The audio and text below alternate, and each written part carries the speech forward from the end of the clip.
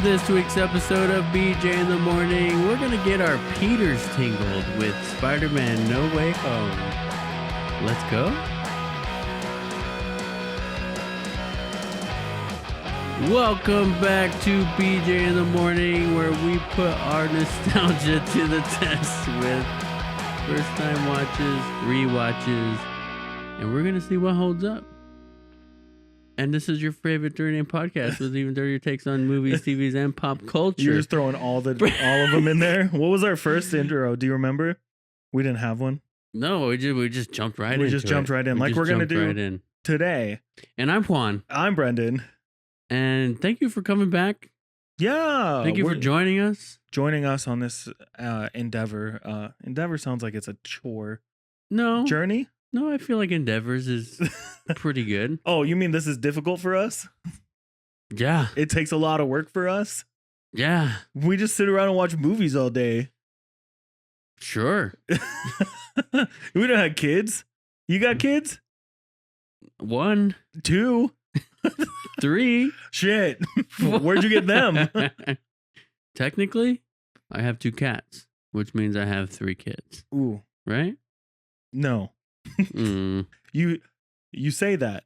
I just pissed off a lot of people who call their cats their pets or their kids. You know what I mean? My cats have been my kids since they were my kids. Does that make sense? No. Let's go. Let's get into this movie though. We spun the wheel last episode and we landed on 2021. Yeah. Which wasn't that long ago. But boy, did we see a lot of movies in 2021. Yeah, I mean, it was kind of hard to pick a movie.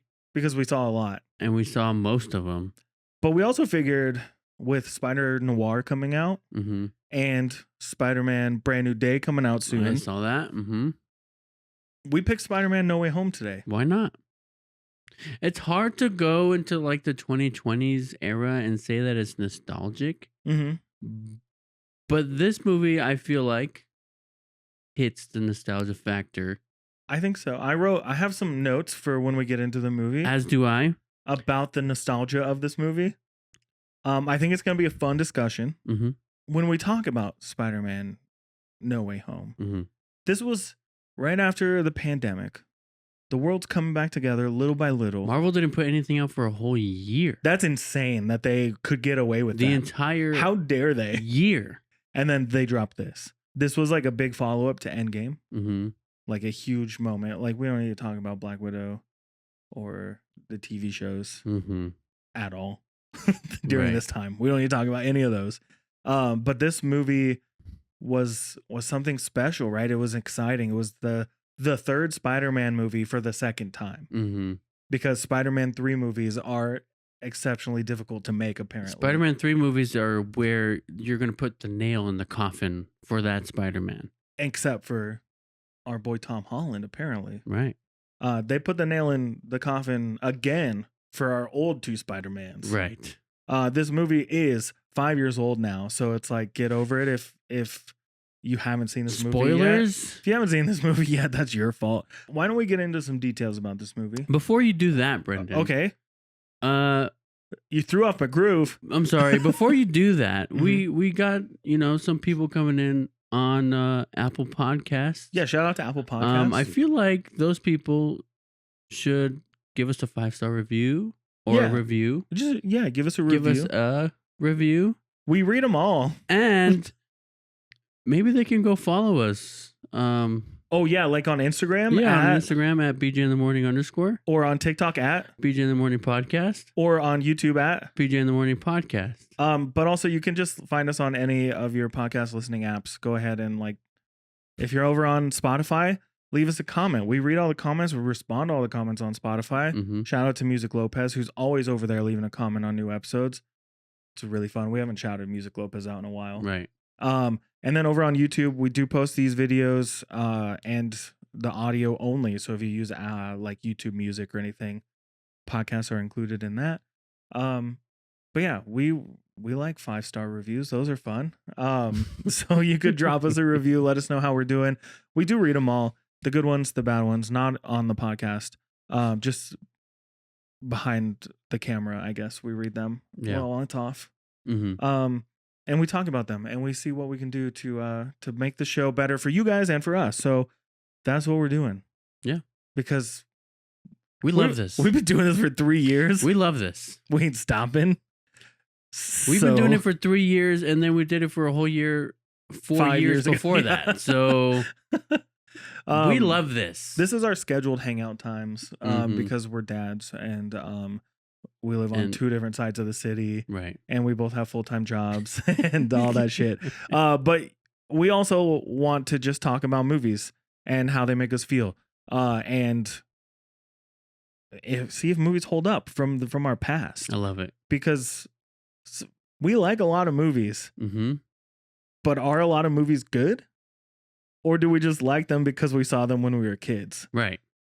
But also 2021, we were not kids. Yeah, we're going to have to watch the Super Mario Brothers live action someday, one of these days. Someday. Someday we will. Because you love that movie. I loved that movie. But you know you don't now. And I know that it sucks. I know that it's horrible. But you know what movie might have sucked or might be great? Spider-Man No Way Home. Spider-Man No Way Home. Let's talk about Spider-Man. Why don't we talk about it? So again, like we said, it came out in 2021. 2 hour, 28-minute runtime.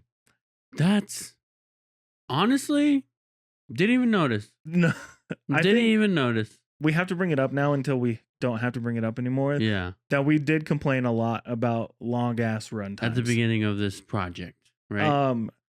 Yes. So now I really feel like when we do like a award special at the end of the year or something, shortest runtime, we're gonna do a shortest runtime or like best pacing or some shit, like, or worst pacing, the slowest paced movies, because it's a pacing issue. It's not a runtime issue. Yeah. I do have to say that in regards to the runtime and the pacing, I do feel like this movie suffers a little bit from the second screen nature that we have talked about recently. Especially at the beginning of this movie. Especially at the beginning. Because once you get to the final act of this movie, it's go, go, go, go. Yeah. And I loved it. I mean, like, once you get there, there's nothing wrong with this movie at all. The majority of my issues with this movie, which we'll get into, is all in the beginning. I have issues throughout. Really? Yeah. Okay. And all right, we'll get there. We both like this movie. When we picked it, I think we both messaged each other on the side, and we don't usually talk about movies. Like, we don't text about the movies we watch on the show. Except for the ones that we have seen, because it's like, duh, we've seen them. We know how each other feel about it. But I just remember texting you after I watched it the other day and went, this movie fucking slaps. Like, it is so good.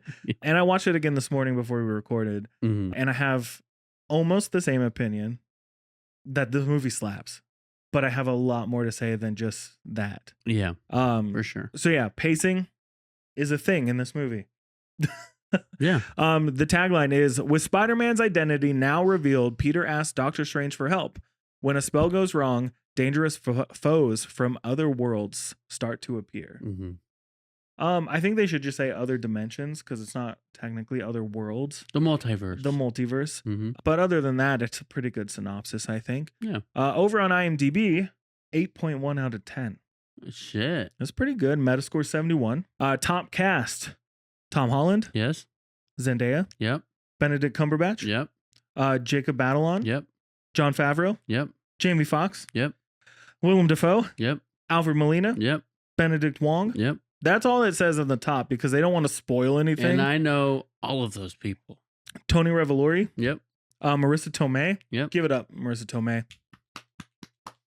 She was at Comic-Con last year. We didn't see her. No. I saw her, but we didn't see her. You know, I saw her. I walked by her when I met Simon Pegg. I was looking straight at her. You were drooling. I was waiting to make eye contact. I like wiped drool off your chin. Andrew Garfield's in this. Did you know that? I and Tobey Maguire. Can you believe that they're in this? That's crazy. Hannibal Buress makes an appearance again from the last 2 Spider-Mans. Martin Starr, J.B. Smoove, J.K. Simmons is here as J. Jonah Jameson, which we saw at the end of the last one. Beautiful. Charlie Cox as Matt Murdock makes an appearance. Beautiful. Directed by John Watts, written by Chris McKenna, Eric Summers, based on Stan Lee and Steve Ditko's work. Again, we have an 8.1 on user reviews for IMDb. But let's start with a 4 out of 10 stars. Sure. That's a rough That's review. pretty rough. Sad and mindless 2.5 hours. I feel sad to be living in a time where a movie like this can get high ratings. This movie is for low attention span, adrenaline immune viewers, which unfortunately there are more and more of. Unless you are a group of teenagers looking for a night out, I would not recommend this movie at all. It's 2 hours and 28 minutes. Not 2.5. 9 out of 10. Emotionally devastating edition. That's what the review is. For sure. This movie isn't just about multiverses and cameos. It's about sacrifice, loss, and what it truly means to be Spider-Man. Yes, we all screamed when Tobey and Andrew appeared, but what really hit hardest was the ending. Peter giving up everything. Not just his friends, not just his love, but his entire existence. The idea that no one remembers him, not MJ, not Ned, not even Happy, is honestly one of the cruelest, most powerful moves the MCU has ever pulled. It's quiet, cold, and permanent. And Peter, he doesn't get angry, he doesn't undo it, he just accepts it. Because he knows being Spider-Man means putting others first, even if that means walking through life completely alone. The pain is subtle, but it's there. And that's why future Peter is different, not broken, but scarred, mature, and infinitely more alone.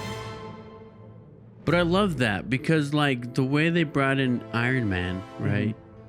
I mean, Spider-Man was Iron Man 2.0. Yeah. Iron Man's protege. He had all the suits. He had all the tech. And now, like, how are you going to get your classic Spider-Man in Friendly Neighborhood Spider-Man?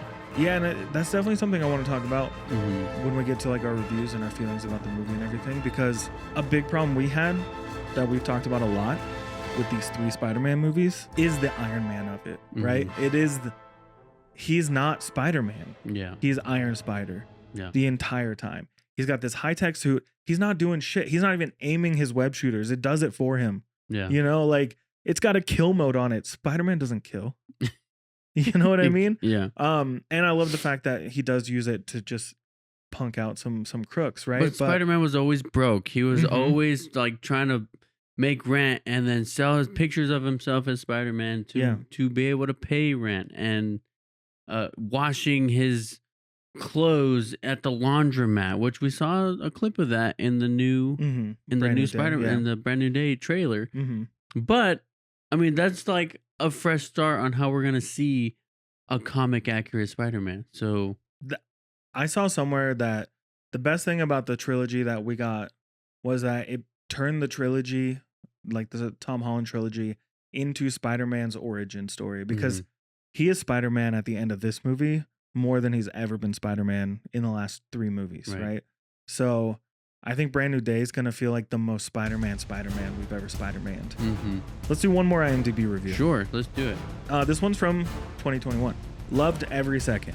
This Spider-Man is really fantastic. It captivated me right from the start, and I was entertained every second. There's adventure, friendship, team spirit, love, empathy, and brotherhood.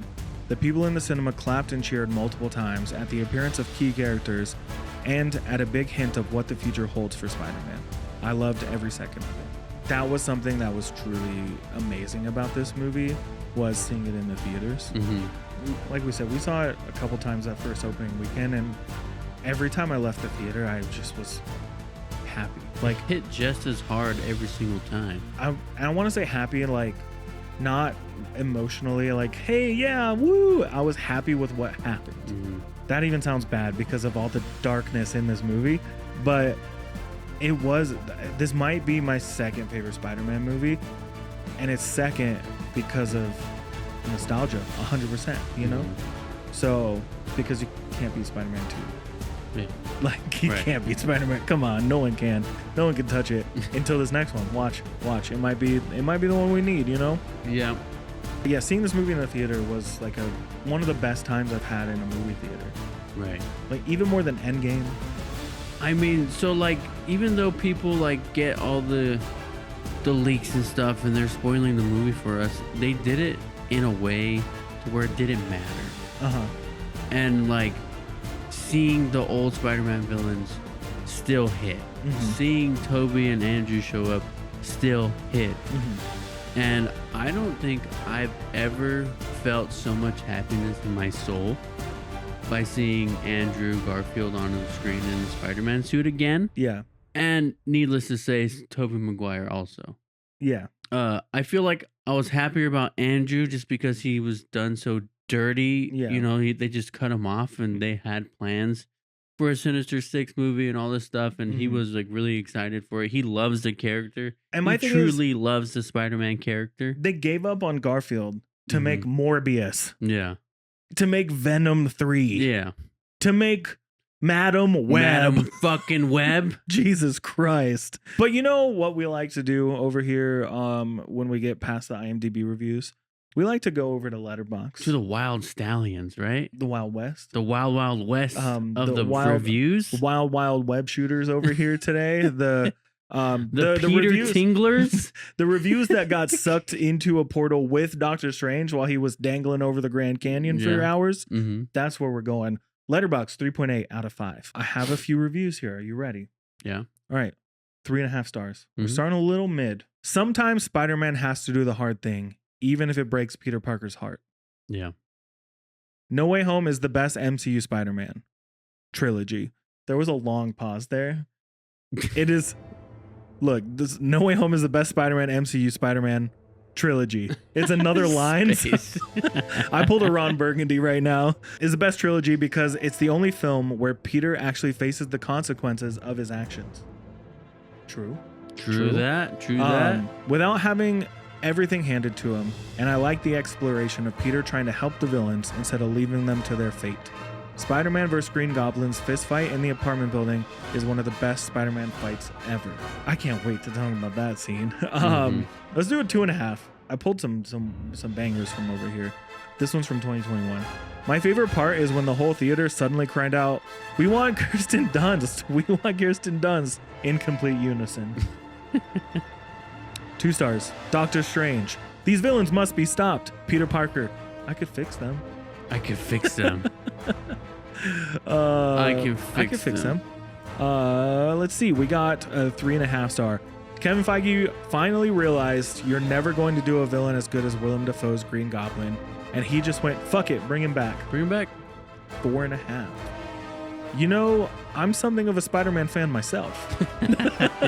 Yes. 4 stars. Never in a million years would I have predicted that Andrew Garfield's Peter Parker would be the best character in this movie. 5 stars. The whole theater erupted.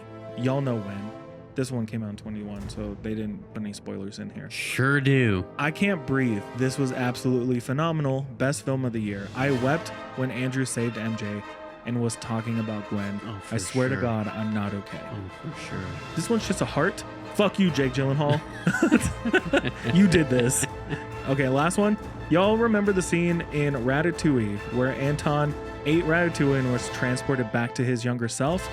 That was me, except replace Ratatouille with Willem Dafoe tearing shit up. And that's the Letterboxd reviews. Yeah. Beautiful. I think those are pretty perfect reviews. So, Juan, this is about the time that we're going to jump in and break down the plot of this movie. What you say? I say let's fucking go. Spider-Man No Way Home opens the same place that we left off at the end of Far From Home, with Mysterio revealing Peter Parker's identity. Right. It's pretty important. It's a big deal. So everyone in the world learns that Peter Parker is Spider-Man. Peter's life begins to fall apart. He's got to deal with a lot of stuff from this moment on. I want to point out the first 20 minutes of this movie is all Peter dealing with legal issues, media attention, his friends being affected, and their college plans getting ruined, all because he is Spider-Man and the conspiracy against him murdering Mysterio. So the central problem that we are brought to at the very beginning of this movie is that Peter wants his life back. Yeah. Because everything was fine up until this point. He had his life exactly where he wanted it, and then Mysterio fucked it up. Fuck you, Jake Gyllenhaal. Yeah, I mean, this whole first bit of this movie is so fast, and it works so well because you feel the pressure of him running away from the media. Shut the fuck up. This is what I was going to say. Running away from the I don't know, the cops or whoever. There's no cops after him. Either way, he's trying to get back home. Happy and May are having issues. Just a whole bunch of stuff that adds to the stress of what's going on. Yeah. And then we get our first cameo. Matt Murdock. With Matt Murdock. Matt Murdock. Yep. This is the first time we've seen him since Netflix dropped the Daredevil show. Right. And we didn't know they were bringing him back for anything. Amazing. And I feel like it stayed a secret, right? This cameo stayed a secret. It didn't leak. Yeah. Because everyone was more excited about Andrew and Toby, right? Right. So this was like a huge moment, right? I do want to bring up before we move past it is just how fast everything is. The first 20 minutes of this movie feels like a montage. Yeah. And like you were saying, you feel the stress and the anxiety that Peter must be going through. And not just Peter, but MJ and Ned and May and Happy, right? All the shit they're going through. This movie does not give you one single second to take a breath. Yeah. I feel like you're exhaling the entire time until it gets to the Matt Murdock scene. And that's when you finally go, oh, okay, we're good. And when he catches the brick that comes through the window, you're like, oh, he's Daredevil. He's Daredevil. Like, obviously bringing like Charlie Cox was great. We needed him.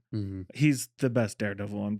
I think we are in agreement here. Yes. I want to talk about damage control. As soon as they come back in the picture and they're like pushing Peter around and pushing his friends around, they speed up the process even more. And the guy who plays like the main DOD guy that we've seen before, right? This wasn't the first time we've seen him. He was in a show.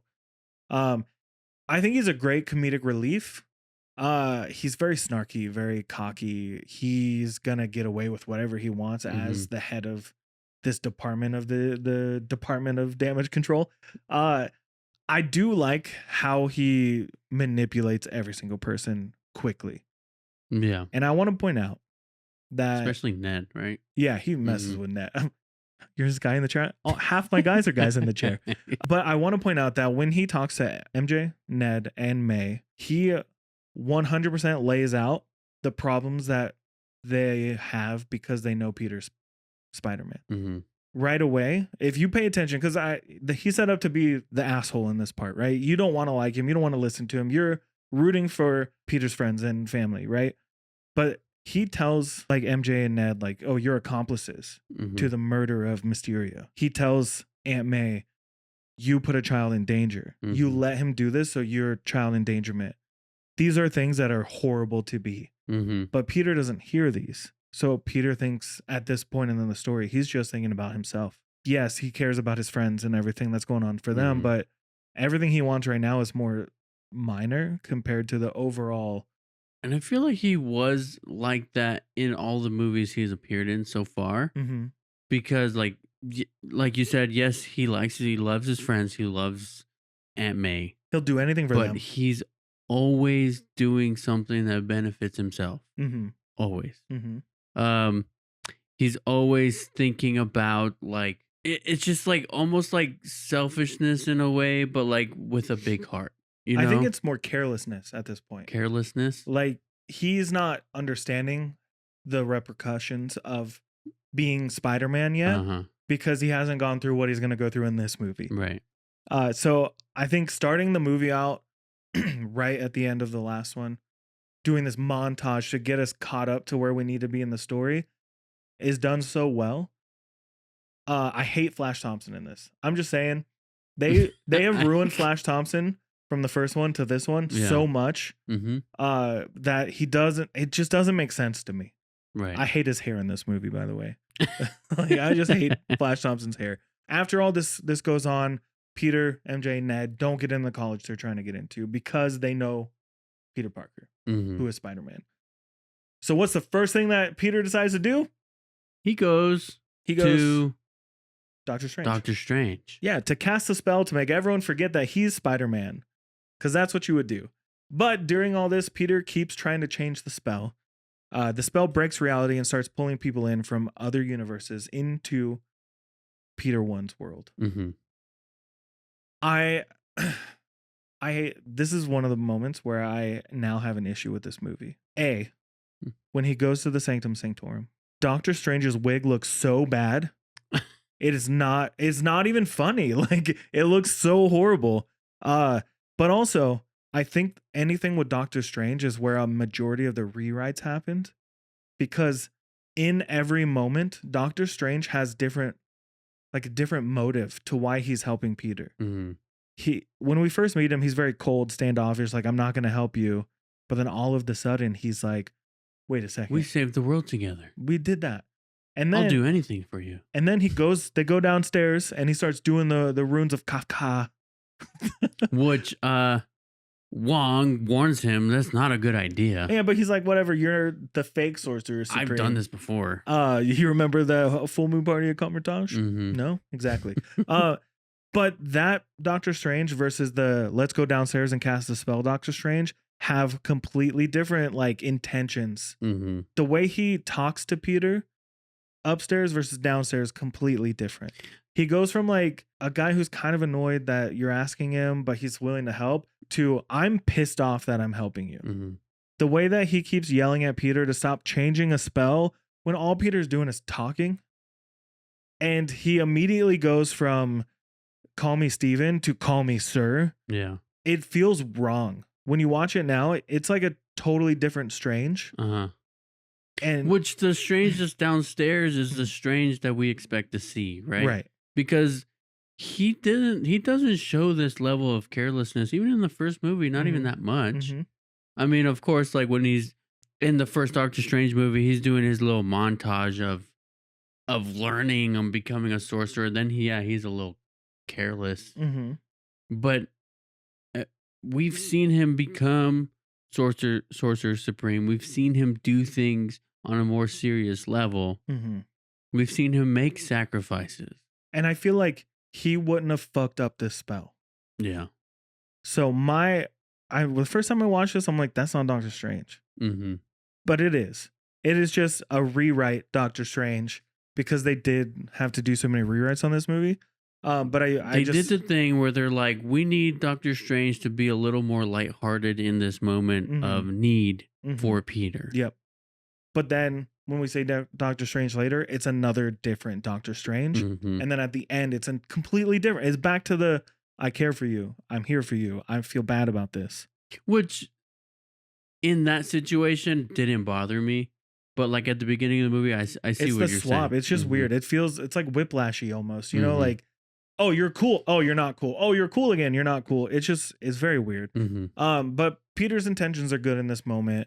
But it creates the disaster that is the rest of the movie, right? So villains start arriving from other universes. The villains from previous Spider-Man movies, like Green Goblin, Doc Ock, Electro, Sandman, Lizard, and Peter, he meets Doc Ock on the bridge. And this is when he realizes that he is Doc Ock from a different dimension. Their fight scene's pretty fun. I feel it's a little weird because there are moments where I can feel that he has never fought Doc Ock before, right? And then there are moments where they needed to establish the Spidey senses way more than they have for him to be good at this fight. Especially without the suit. Right. The suit's offline. Right. Yeah. But it's still nanotech that takes over Doc Ock's suit, and he can control it like it's a Bluetooth speaker. Deus Ex Machina. Deus Ex Arcana. Deus Ex Arcana. Arcana. Doc Arcana. Yeah, come on, dude. I was thinking spider. Arachna. Let's move on. We're not good at this. We get the little introduction of Doc Ock. We see Green Goblin shadow in the smoke. Badass. Then he meets Sandman out in the Sandman. He meets Sandman out in the wilderness. Why the fuck are they out in the woods? Sandman and Electro out in the woods? I don't know. It's just to get that dope ass shot of him swinging in the sunset with the trees. Yeah, and also the way Sandman acts in this area, in this part of the movie, I don't sure they had some sort of mutual understanding at the end of Spider-Man 3 back then.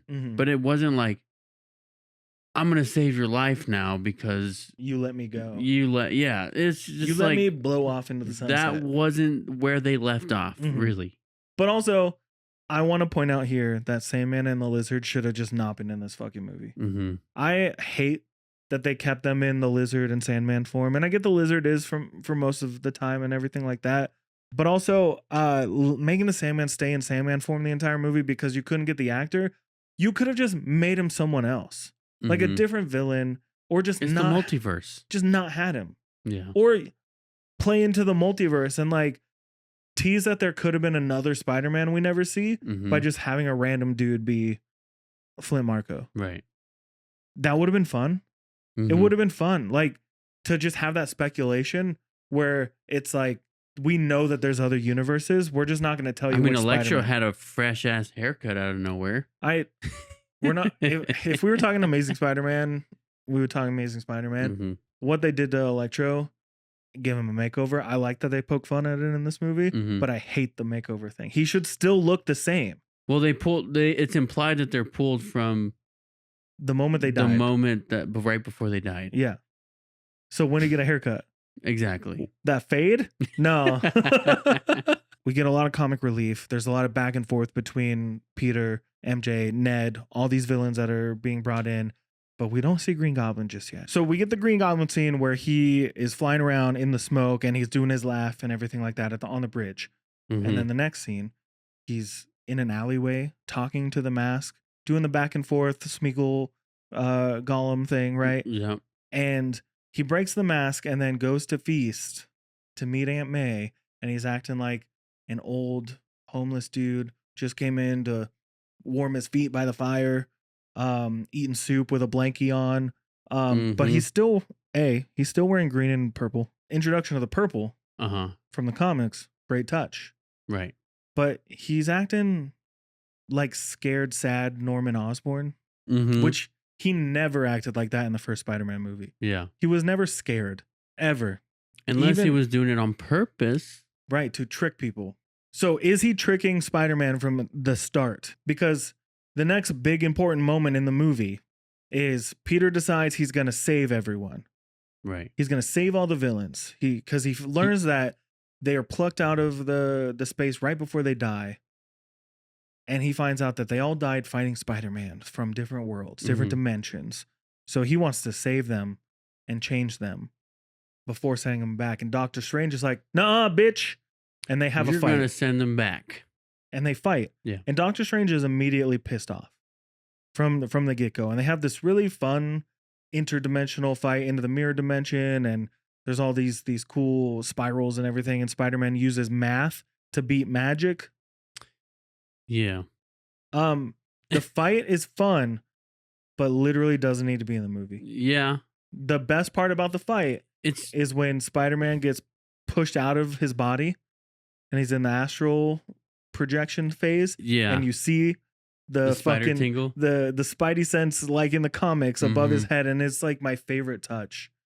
So the fight didn't need to be there, but it was a way to get Doctor Strange out of the way so Peter can do what Peter needs to do. But does Peter really need to fix them if they're gonna go back to the moment right before they die? No, because this movie doesn't establish exactly when they're pulled from before they die. Is it like for Green Goblin? Is it right before his glider impales him? Also, where'd the glider come from? Right. If he wasn't on his glider. He wasn't on his glider right before he died because it was hovering behind Toby outside. Right. So when did he get the glider? When did he get all his pumpkin bombs? Where did all these come from? It doesn't. I understand Doc Ock because him and his arms are one and the same now. They're one entity. All the other super villains that come in, they are all just their people. They don't change. No. They just disarm them, I guess, in a way. Yeah. But with Norman, he's got the fake super soldier serum because basically that's how any supervillain becomes a supervillain in MCU is because they're trying to be Captain America. Because of Captain America. They're trying to be Captain America, right? But they have the fake super soldier serum in him that made him insane. So he can be cured, sure, right? I'll give him a pass.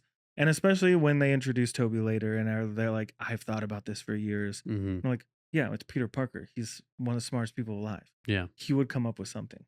But again, my problem though is that Green Goblin, is he hustling this entire time? If he is, what's the point? What's his goal? My theory though is he knows he's gonna die because he's also one of the smartest people alive, right? In this Spider-Man movie, he's a scientist, all that stuff. He says the line, I'm a bit of a scientist myself. Yeah, something of a scientist myself. And you're like, cool, fan service, awesome, love it. But I'm like, does he put it together that if he just plays nice until the moment he doesn't have to, that he can survive? Yeah. It's not explained. And then he just goes psycho again and becomes Green Goblin again. That's fine. Yeah. But the playing nice for this long, he didn't do that. Yeah. I get it. That's a problem I have. Yeah. With the Green Goblin. The only problem I have with the Green Goblin, because every fucking thing else that the Green Goblin could have just been psycho the whole time, making Spider-Man's job a lot harder. That could have worked too. Was he in Electro's ear? I don't know. Maybe. Was he in Sandman's ear? Was he trying to convince them to be bad too? We don't know. Right. But anyways, so Peter gets all these guys into Happy's apartment, which is a great place to bring all these guys to. And this brings me to like one of the best fight scenes in any Spider-Man movie. I'm gonna go on a limb here, on a branch. I'm gonna say it's the best fight scene in a Marvel movie. When they give Doc Ock his cure and it works, and you see Alfred Molina turn back into Otto Octavius, right? He's no longer Doc Ock. He's Otto Octavius. He's in control of the arms. The arms aren't in control of him. I love that moment, that shift. I think he's such a great actor that the emotion that you see in his face when he's like, it's so quiet. But in that silence is when Peter's Spidey sense. I'm going to call it Spidey sense. I hate Peter Tingle. Yeah. You heard it here. Peter Tingle's dumb. Just call it Spidey sense. When the Spidey sense goes off, you feel the panic. And you see it on his face. He knows something horrible is about to happen. What is it? What's horrible that's about to happen, right? We never really learn. It's just the moment when everyone but Otto goes back to being just the normal villains that they are. It's like everyone lost faith in Peter, or they got scared because they know that their power is going to be taken away from them. So that could be the only pass I could give for Green Goblin switching back into this, is like, he wants that power. He's always wanted that power. That's the main motivation for him taking the serum in the first movie, right? So, but this fucking fight scene, man, it's intense. It's brutal. And with the Green Goblin just laughing in Peter's face as Peter is going to town on it with his fist. He's still pulling his punches. You can see it, right? He's still not full, because when we see him again later, it's even worse. Like the strength behind his punches. And that's the thing with Spider-Man, right? Is he's always pulling his punches. Spider-Man is a lot stronger than most Marvel heroes. Right. And he pulls his punches because with great power. Every time he gets punched, he's just laughing harder and harder and harder. That shot, dude, where he just flicks his head back and then the smile's just bigger and bigger, and it's just pure Willem Dafoe at his like most foe. Yeah. Not Willem Defriend. He's no longer Willem Defriend. He is now full on Dafoe. But at this point, Peter is distracted, and that leads to the death of Aunt May. Yeah. And that shit hits hard. I still get a little teary-eyed anytime that scene happens. I think it's the most impactful Aunt May, Uncle Ben situation, right? Because we already know like Uncle Ben's already gone in the Tom Holland Spider-Mans. Yeah. So we never got the with great power there must also be great responsibility. But maybe he didn't have that with Ben. You know what I mean? Maybe he didn't grow up with Ben. Yeah, not in the same way as May, right? And I think the dynamic of her being younger than traditional Aunt May's in the comics or the last couple movies might have had something to do with that. Because Uncle Ben is his dad's brother. Right. So he's just closer with May now. I think a lot of that has to do with Peter's younger in this than he is in the last ones, even though end of high school for both of them. But he was a freshman, right? Yeah. I mean, attaching to a motherly figure Right. is more common. Yeah. Yeah. But his relationship with Aunt May is definitely strong. Mhm. So when Green Goblin causes her death, this is like Peter loses everything. Mhm. And I'm really happy we get a scene like in between this one and the reveal of the other Spider-Mans. But I hate the CG New York City in the raining shot where he's standing in front of J. Jonah Jameson's face on the big monitor. Yeah. It looks like video game cutscenes, but the shot where it's like the close up on his face in the rain and you have like the blues and the reds that Mhm. mimic his suit, and he's just crying and he's bloody and like beat up and everything, might be one of the most beautiful shots in a movie. Like Mhm. it's up there. You know, we once talked about our favorite frame of a movie, like something we would frame on a wall. Yeah. This, I wouldn't frame it because it's so sad, but it's so beautiful, this shot. But then it goes right back to this wide shot, and it is the ugliest CG New York you've ever seen. Mhm. And I'm mad about it. So this is basically when Peter's like at his lowest point, right? And Yeah. this is the moment I think he really becomes Spider-Man. And he doesn't know it yet. Mhm. He doesn't know that he's Spider-Man He yet. doesn't know what he's going through. Mm-hmm. He doesn't And- know what to do at this point. All he knows is he wants to murder Green Goblin. Yeah, 100%. He is done. He's not messing. He's not pulling. He's any not punches. playing around. No more pulling punches, my guy. But then, we have the cutaway with Ned and MJ, Mhm. and they're just waiting around trying to hear back from Peter. Mhm. And they're like, "Hey, we're just gonna find him." I want to point out the thing. This is something I fucking hate in this movie. Now, Mhm. I want to tell you how I would rewrite the scene very quickly. Stay with me. Are you ready? Yep. Very quickly. I know you're looking at the time. So are you. They maybe, but are you ready? I'm ready. So they're sitting down at the table with Ned's grandma walking around, pacing around, right? And all they say is, "We need to find Peter. I wish we could find Peter." No one's hands move like that. No one does this. So what I would have done, for those listening, Ned just waves his hands in perfect circles when he says, "We should find Peter. Mhm. I want to find Peter." No one does that naturally. I think it is the ugliest, most forced thing to get him to do that. What I would say that would have been better, Ned knows how to open the portals. He's seen the motion, because after he does it by accident, he does it perfectly, same form, everything Mhm. right after. So he knows. But Ned's character would not be sitting there just fiddling with the ring. He Yeah. would be pretending to open portals. Yeah. He would be in the background, walking around, doing the little hand motion, trying to open the portals. Why isn't he? Yeah. It is so fucking stupid. He's just sitting there wearing the ring. He's wearing the ring and he moves his hand in the full 360 circles, and he accidentally opens a portal where Andrew Garfield comes in. And Andrew Garfield is a delight. Right. Honestly, it's like he is so likable.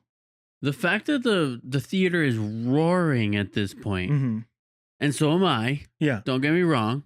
It does not disappoint. Right. It is Andrew Garfield Mm-hmm. through and through. Like, they didn't change a single thing about him. Nope. It's like they let Andrew do Andrew. And he's still the best Spider-Man suit. Oh, I love it. I love him. And then Toby walks in. Mm-hmm. Just normal clothes. Just a guy. Yeah.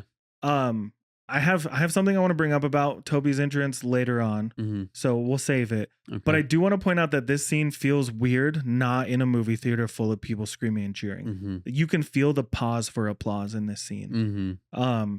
But they team up, the four of them, to go find Peter Parker. Mm-hmm. One. Yeah, Peter one. Who should be Peter 3. Technically, yes. But they made Andrew Garfield Peter 3. Yeah.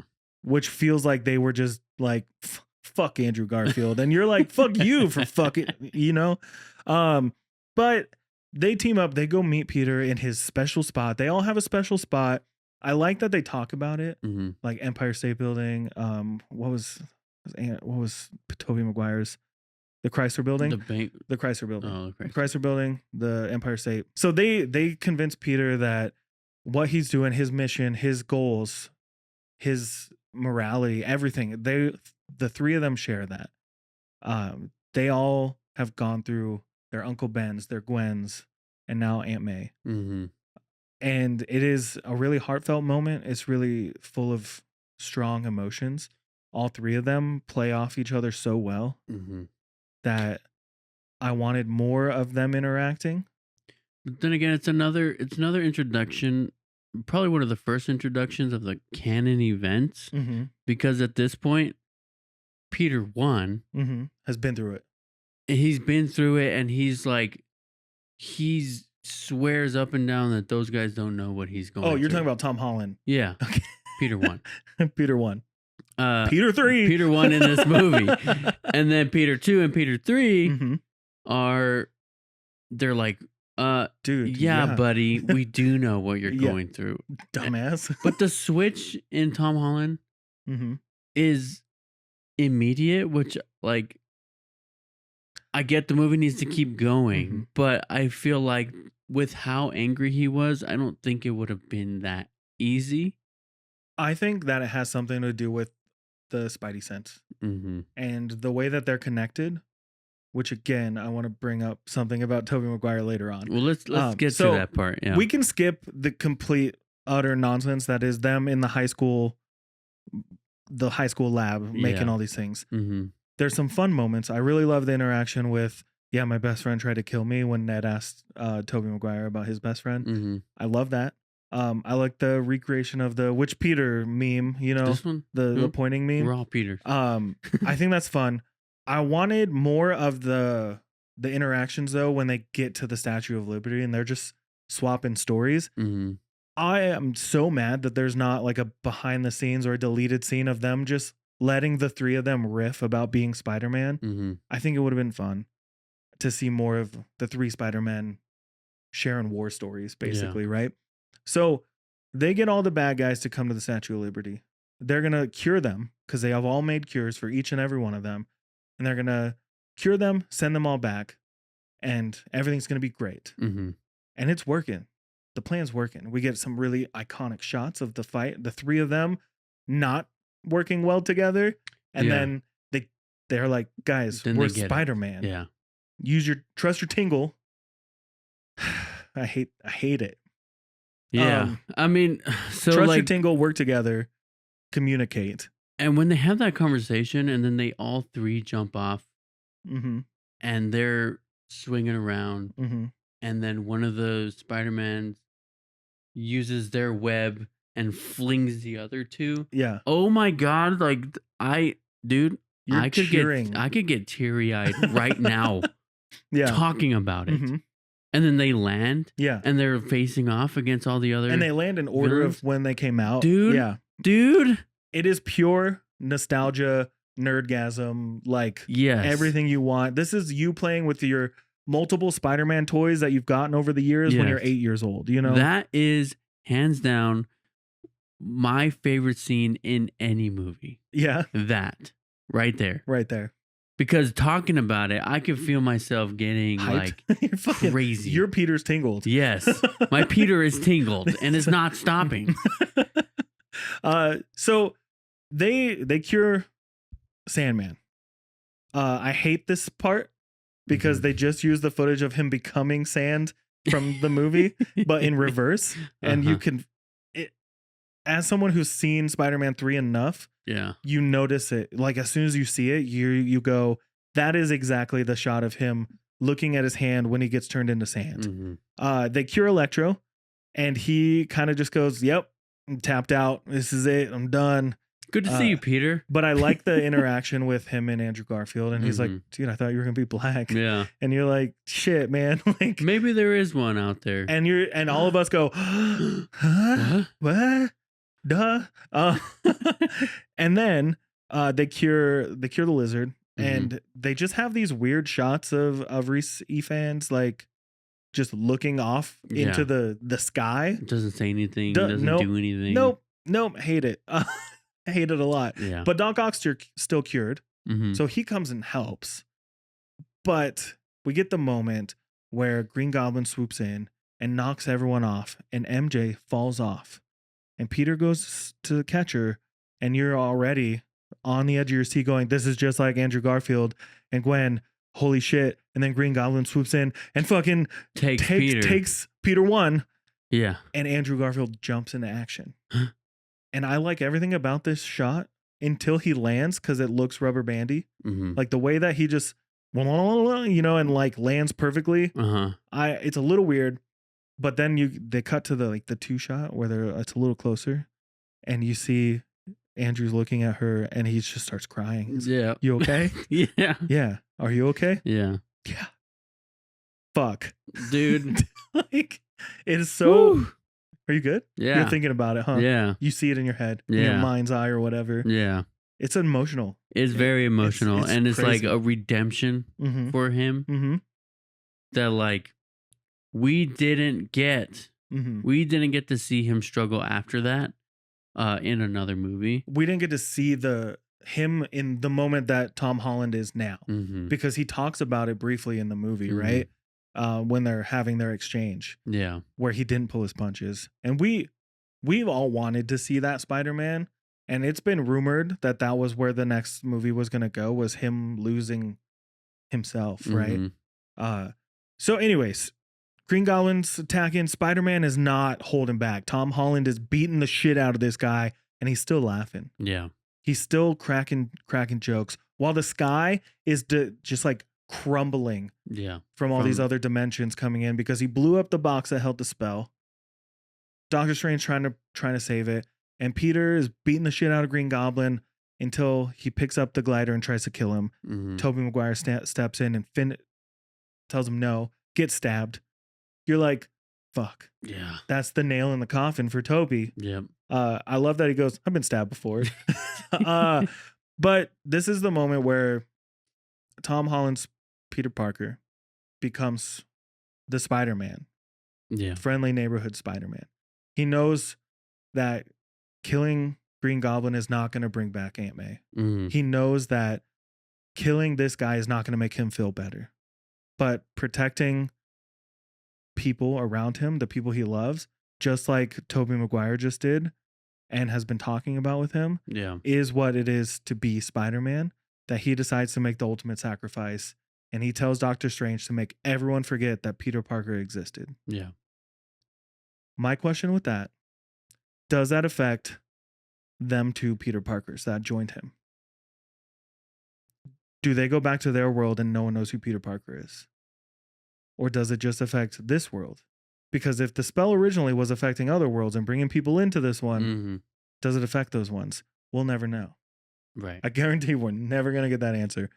But Peter, in this moment, loses everything.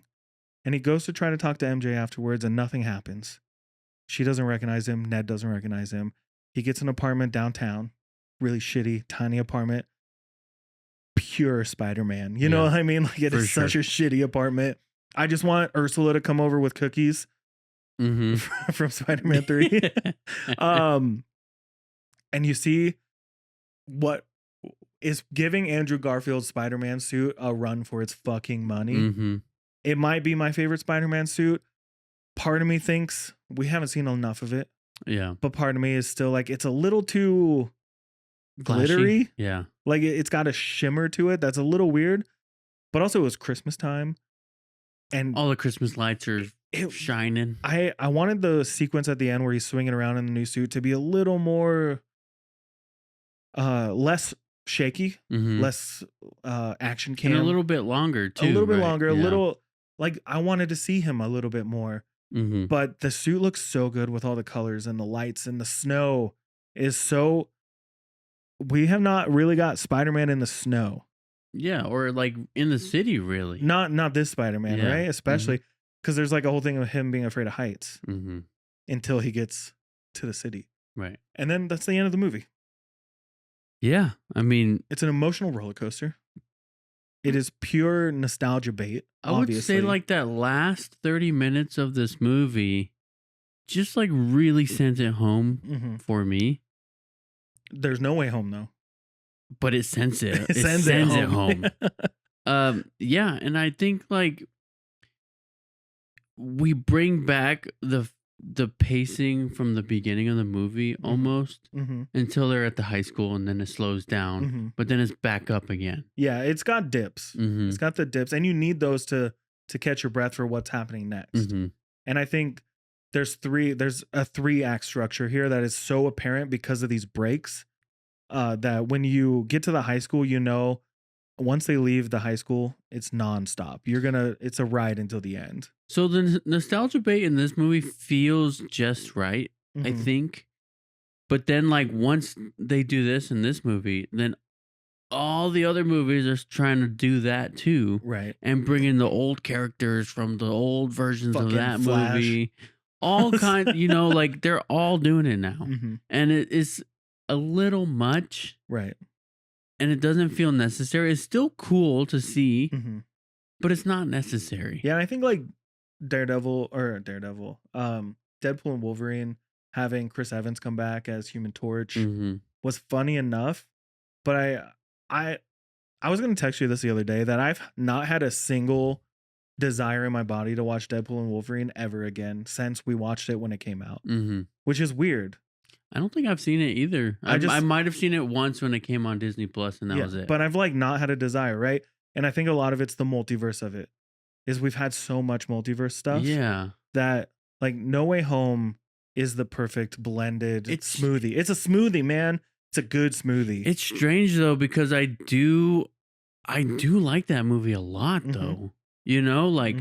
I do, like, if I were to go watch it right now, you'd have a good time. I would still have a good time and love it. But it's like I don't think about it that much. Yeah. But this movie, anytime I think about Spider-Man in general, I think of the Insomniac games on PlayStation and this fucking movie and Spider-Man 2. Those are like, and Andrew Garfield's suit in the second Amazing Spider-Man.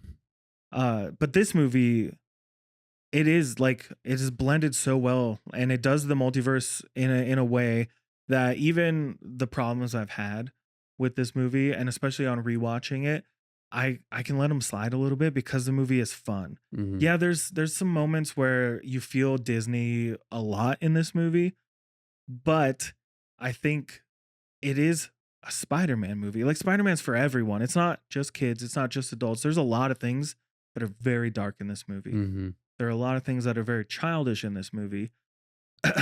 Flash Thompson's hair. Flash Thompson in general. He's a punk ass bitch in this movie. Yeah. Like, I loved him in the first one. Second one was whatever. This one, bad. But this movie, I think of my favorite scenes. Like, the best scene in this movie is the switch when Green Goblin takes over. Like, as soon as Peter starts feeling it, until like everyone scatters from that apartment, is my favorite scene, right? It's until Aunt May's death is the best scene in this movie. Even though Aunt May's death is the worst thing that happens in this movie. Yeah. The worst scene in this movie doesn't even compare to how good this scene is. You know what I mean? Everything about this fight and the brutality and the emotion behind every single punch, and seeing Spider-Man like use his webs to like kick him into the ground. Yeah. It's just like things we never seen in Spider-Man movies before. And it's the best scene, in my opinion, of this movie. Yeah. I mean, that and the Spider-Man team up. Amazing. It's amazing. You're amazing. You know what? You're amazing. You know what? Amazing. You know what's not amazing though? What? What's your least favorite scene in this movie? What's the one thing that just really doesn't hit, especially upon rewatch? Like, do you have anything that stood out before rewatching it? Because before we rewatched it, the best scene immediately was Green Goblin. So, yeah. I mean, like, the best scene for me before rewatching was just the feeling of seeing Andrew and Toby again enter into the room. Just so electric. Yeah. And like you said, rewatching that now is like, oh, okay, it feels a little dead without the crowd, just because they knew it was going to be crazy at the theater. Right. And they left room for that. So it does feel a little dead, some dead space in there. My least favorite part of this movie before watching was the fact that Peter was trying so hard to begin with to get his friends into MIT. Mm-hmm. I don't know why that bothered me so much because, like we said before, Peter loves his friends, but he never really did like anything for them before this point. Yeah. He was still very young and very, I said selfish, you said careless, but I feel like he was a little selfish at times. Mm-hmm. And like, I get it. The movie needs to happen. Mm-hmm. But there are other reasons that this movie could have happened. Right. And I think when I brought up the Department of Damage Control scene where they're being interrogated and Peter doesn't hear the reason that his friends and Aunt May are going to be arrested. I think keeping them out of jail or getting them out of jail from that moment could have been a good reason. Yeah. But to get his friends into college, right. It's just, yeah, that part fell flat for me from the beginning. After rewatching, two things. Okay. And the MIT thing is still there, but two more things. The love triangle with Ned, unnecessary. The love triangle? And is uncomfortable. What do you mean? Just like Ned third wheeling it. Oh, yeah. On the top of the high school. Always? All the time. Yeah. Not necessary for me. And it like when they're on the top of the building and he walks in when they're about to kiss or whatever, which we don't really get to see MJ and Peter be MJ and Peter. Right. Ever because of Ned. And it makes me uncomfortable. That scene makes me so uncomfortable that I'm like, dude, just get the hint. Get the hint. Yeah. So I feel like that's not necessary for this movie. And also, unfortunately, don't come after me. Zendaya's MJ doesn't do anything for me. Right. She's not MJ. Right. And she's Melissa. And I get it. She's not MJ. Yeah, it was a trick, right? But MJ is supposed to be like, not that Zendaya's not beautiful, but like this like beautiful redhead actress with an model, attitude, optimistic, outgoing. Yeah. She is Peter's anchor. And she falls to the background a lot, especially in this movie. MJ in this movie? In this movie, yeah. And I think a lot of it too is her attitude is not what we would expect from MJ, right? From Mary Jane Watson. Yeah. But I get that they're trying something different. They were trying to go a different way. And I'm interested in what's going to happen now. I'm going to be upfront about the next movie. And I'm already iffy about them still having him hang on MJ and Ned. I don't want that. I want him to move on and be Spider-Man and meet Gwen or meet Mary Jane. Just, I understand where he's coming from, but to fall in love with her so fast from the first movie to this one, and now that we're on the fourth movie and he's still hanging on, and I get it. Like, he gave up everything. He just wants her back. I hope that they don't get back together. I don't want them to. I think that would be a disservice to No Way Home. It would ruin so much of the sacrifice that Peter has given. My least favorite scene in this movie, though, is the introduction of... Let me backtrack, because before rewatching, my least favorite scenes were going to be the school or the laboratory scene where they're all just kind of chatting and everything. I think it slows the pace of the movie down way too much. It's too long. There's not enough jokes and there's not enough like Spider-Man talk. We get hints to them going, you make your own web fluid in your body, and you're like, I love that shit. There's not enough of it. And there's too much of just the like banter back and forth. But I know why it's necessary. Upon rewatching, though, my least favorite scene is the introduction of Andrew and Toby, because of the fact that it is built for an audience full of people to scream and yell. I hate that it takes place in a random ladies' dining room. Yeah. I don't like can you get that cobweb on the ceiling? I think it's stupid. The ceiling isn't that high. It's not that high at all. Like Andrew barely jumped to get up there. Right? I like the interaction between Andrew Garfield and Tobey Maguire. Cool. My biggest thing about this scene, and I hinted to it earlier. We're going for an extra long episode. Why did today. they fight? No. That's not my issue. My issue is Tobey Maguire walks out and Ned's grandma loses her shit. She's like so shy, and she's seen him before. She knows him. How? And then Toby goes, I've seen you guys before. How? What are they saying? Yeah. What are they doing?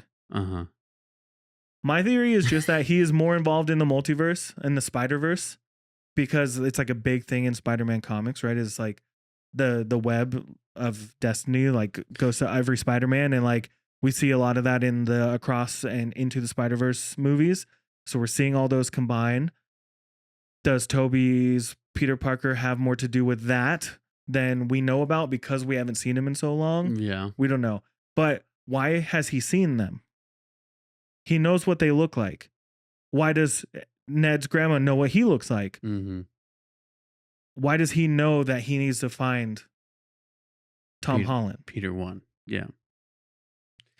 All those questions came into mind when I rewatched that this morning, and I went, I fucking hate the scene now because there's no explanation to why he says any of that. And you know what? Like, is this not the first time we've seen a Spider-Man team up, right? Like, it's been a thing forever. And, you know, like even in the Spider-Man animated series, that is a huge part of the show. Right. And maybe I feel like if any Spider-Man is going to be experienced enough to be a part of some spider secret service or whatever the deal is, it would be Toby. Right. And Andrew might be on the cusp of it because he's just getting out of, especially now that he's had his redemption moment with MJ. Maybe. But Peter's been around for a lot of shit. But that's the thing. Andrew comes in and he's confused on where he's at. Toby comes in and he's looking for Peter. And he's dressed like a youth pastor. Yeah. So did your favorite scene hold up upon rewatch? Yeah. Obviously. Yeah. Right? I mean, yeah, it was the Spider-Man when they swing each other. Yeah. And no, as soon as you started talking about it, that's all I was seeing in my head is when he grabs the web and flings them both ahead of him. I'm like, that is badass. The Green Goblin fight holds up. Like 100% holds up. But was there... Sorry, I'm looking at my notes here because we have changed some things, if anyone's noticed. But we've talked kind of about our feelings changing on the movie here or there, right? There's little parts. But did you feel the same excitement on rewatch that you did the first time?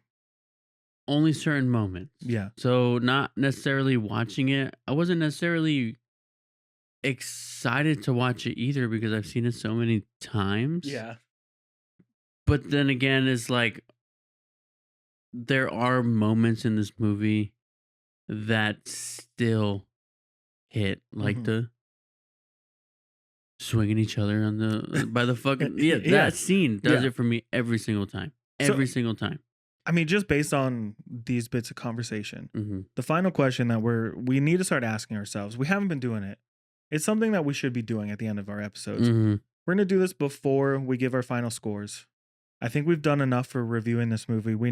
Right? Like, we've done our thoughts, our final thoughts on this, whatever. But before we give our score out of 10, did this pass the nostalgia test? Is it better? Was it better the first time you watched it versus now? Is it still something that you would watch today? Just like if you stumbled across it, would it still be as good now as it was when it came out? What about if you're not a Spider-Man fan? Does it hold up like to someone who might not have been around for Toby or Andrew? Yeah. But for you specifically, does it pass the nostalgia test? I say it does. I say it does pass the nostalgia check. It holds up. It's gonna hold up.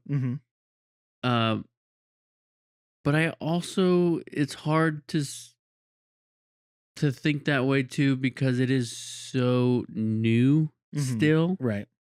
I mean, 5 years is a long time, but it's Not that long. Yeah. So I think the movie as a whole is not nostalgic, but the nostalgia baked in this movie is what sends it home. Yeah. I think seeing Toby and Andrew and all the other characters is the majority of the nostalgia that I see and feel when I think about this movie. And would you think, if you hadn't watched Spider-Man or The Amazing Spider-Man, that seeing this movie would make you want to go back to understand their stories more? I would say so. Yeah. Yeah, I would say, like, if you haven't seen the other Spider-Man movie, or like the younger kids who watch this movie. I'm thinking, like, when you show your kid when she's old enough. Where are you gonna start? I would probably start with Toby. You think so? I would go back. Yeah. I think. Because it's weird to think about. Like when she's old enough to understand, like, this is what we're watching. But I think kids nowadays, the younger ones, you know, like I had a 5-year-old, he's more into the bright, colorful action stuff that we get in the newer Spider-Mans versus the older ones where they're a little more slow and they're tailored for story direction and where the story's going. It's hard to say. But when I look at it, and like this movie specifically, it is all about nostalgia. It's about bringing those characters back and giving them that final moment that we didn't get with them originally. Yeah. Spider-Man 3 is a mess. It's got really awesome moments, but most of it's a mess. And I don't feel like the end of that movie is where we needed to leave Tobey Maguire. The Amazing Spider-Man, we never got that final look at Andrew Garfield being Spider-Man without Gwen. Yeah, the send-off. We got him, like, where you could still feel that he's broken at the end of Spider-Man 2, Amazing Spider-Man 2, where he's about to fight the Rhino and he's talking to kids, and you still kind of feel like he's not all there. We never get anything else. Yeah. We get his redemption in this one. We get to see that Toby and Peter and MJ got together. We get those moments. It's awesome, right? So like that part passes the nostalgia check for me, because we get the proper send off, not only for the heroes, but for the villains. Yeah. So I think this one passes, man. Yeah, it passes. For now. We might have to revisit it in another 5 years. Maybe. But we'll see. But Juan, this is the end of the episode. So we need to do the thing that we do at the end of every episode. And that is, what is your score out of 10 for Spider-Man No Way Home? Oh, man. It's hard. It's hard because your like Peter's tingling. I almost don't want to give any movie a 10. Right. We got close with The Mummy and Pirates of the Caribbean. And it's like, and Shrek. And I'm torn because I love this movie so much. But there are parts that we talked about that brings my ratings down. But then the fact that I almost cried twice while talking about it today brings it up a lot. And like I said, I'm not going 10. I want to, but I'm not. Okay. So I'm giving it a 9.75. My first oh my God quarter rating. That's crazy.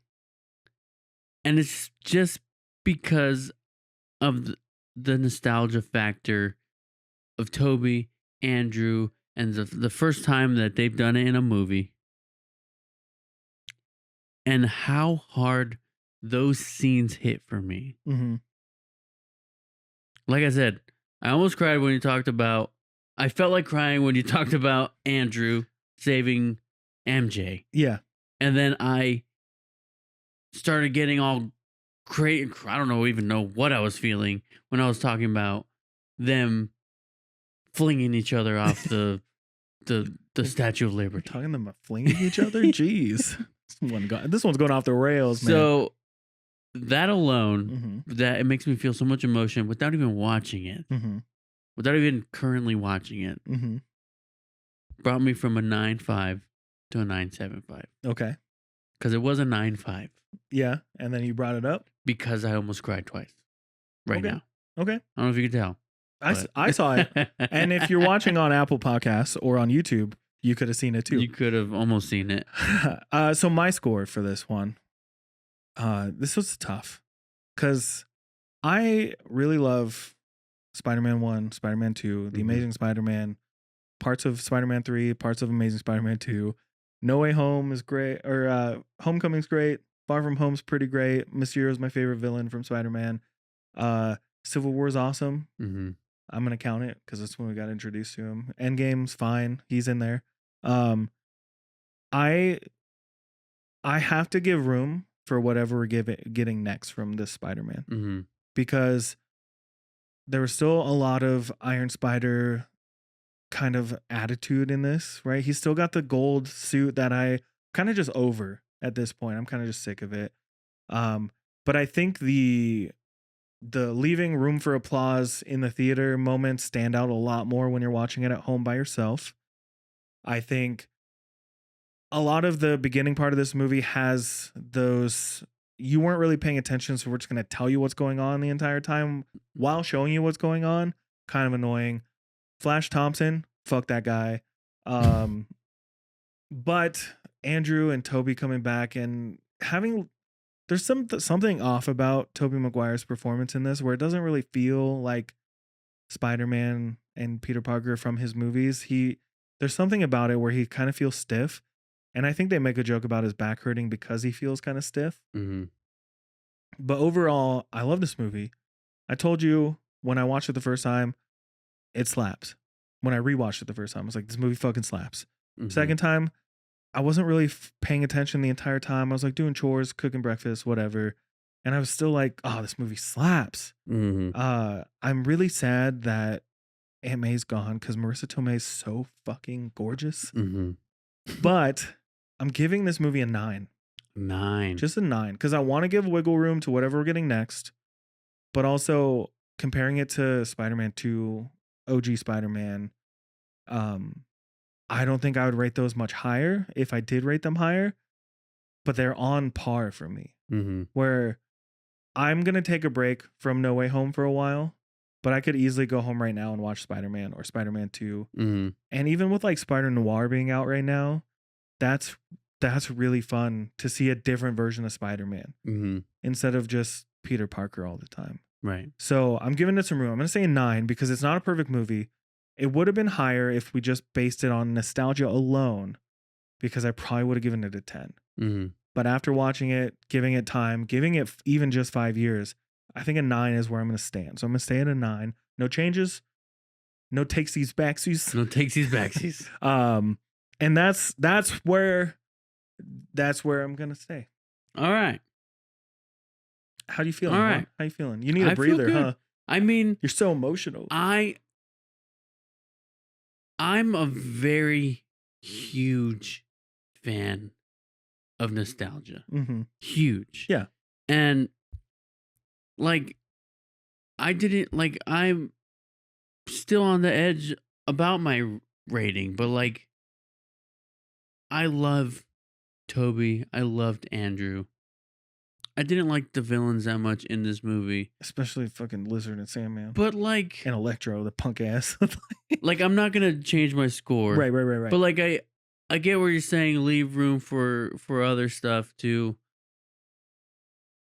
The nostalgia in this movie with Toby and Andrew alone is enough for me to hate the rest of the movie and then just watch the end of it. You know what I mean? Like, I think though that they throw a little too much shade on Andrew Garfield at the end of this movie, which is why I do have to give it a 9. Like honestly, like thinking about it more, it's like they just give all the praise to Toby and Tom, and not enough to Andrew. Andrew's I think just there. And I think when he said "I love you guys," they should have fucking said it back.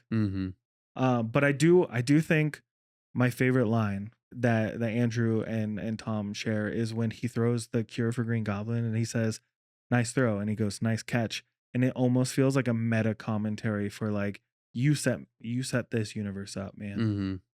And I think that's where we should leave our coverage of Spider-Man No Way Home, as it was a nice catch. Yeah. Of course. Fuck, what an ending, dude. So if you're new here, like we said at the beginning, you should do us a favor. Leave a 5-star review if you're over on one of your podcast listening apps. You can do it on Spotify. You can do it on Apple. Whatever floats your boat. Whatever swings your web. For whatever sure. flings your guys. Whatever peters your tingle. Whatever tingles your Peter. And then if you want to check us out over on Instagram, you can do that at BJ in the morning _. And then on TikTok, we do sometimes post over there still. That's BJ in the morning podcast. And then on YouTube, if you want to watch the videos, if you're not on Apple Podcasts where we already have video, you can go to YouTube at BJ in the morning podcast. And you can check out all the videos. There's also audio over there if you're using the like YouTube music app or whatever, which is pretty cool that we have all that stuff for you guys to consume. Juan. Brandon. This movie passed the nostalgia test. Check. Nostalgia check. Fuck. I named the show. I should know the show. It's okay. It's okay. But what movie are we putting to the test next week? It is 2021, The Last Duel. Man, that's a first time watch for us. A first time watch. We've never seen it before. Yep. I can't wait to watch it. Right. Wink. Wink. And that's the end of the episode. Thank you so much for listening to this week's episode of Nostalgia Check, presented by BJ in the Morning. That's me, Brendan, and this is Juan. And we'll talk to you next time.